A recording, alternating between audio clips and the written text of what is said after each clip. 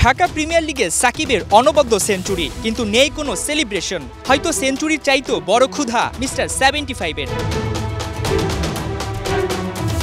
জিম্বাবুয়ের বিপক্ষে টি-20 সিরিজ খেলতে শান্ত লিটনরা যখন চট্টগ্রামে, সাকিব তখন খোশ আড্ডায় মেতে উঠলেন বিকেএসপিতে, কখনো সতীর্থদের সঙ্গে তো কখনো প্রিয় শিষ্য সালাউদ্দিনের সঙ্গে। কি নিয়ে এত খুশি টাইগার অলরাউন্ডার? কারণটা জানা না গেল বিশ্বকাপের আগে সাকিব যে চিলমুড়ে, এটাই এখন সবচেয়ে স্বস্তির খবর।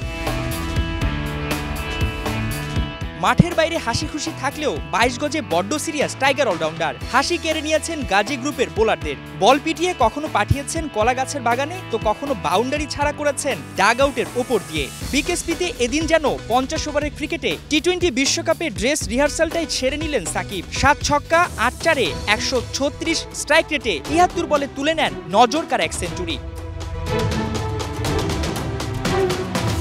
সেঞ্চুরি করে ইনিংস লম্বা করতে পারেননি টাইগার অলরাউন্ডার। 79 বলে 107 রান করে থামেন সাকিব। টি-20 বিশ্বকাপের আগে তার এমন মারকুটে ব্যাটিং নিঃসন্দেহে আত্মবিশ্বাসী করে তুলবে টাইগারদের। জিম্বাবুয়ের বিপক্ষে প্রথম 3টি টি-20 ম্যাচ না খেলে ডিপিএলে 2টি ম্যাচ খেলতে চেয়েছিলেন সাকিব আল হাসান।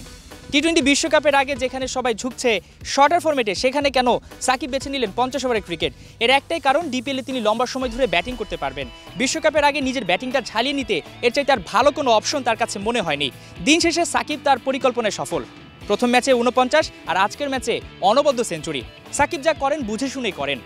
বিশ্বকাপের আগে ডিপিএল তার পরিকল্পনার বড় একটা অংশ জুড়ে ছিল, সেটাই 22 গজে প্রমাণ করলেন টাইগার অলরাউন্ডার। মাহমুদুল হাসান সজীব, 71, বিকেএসপি, সাভার।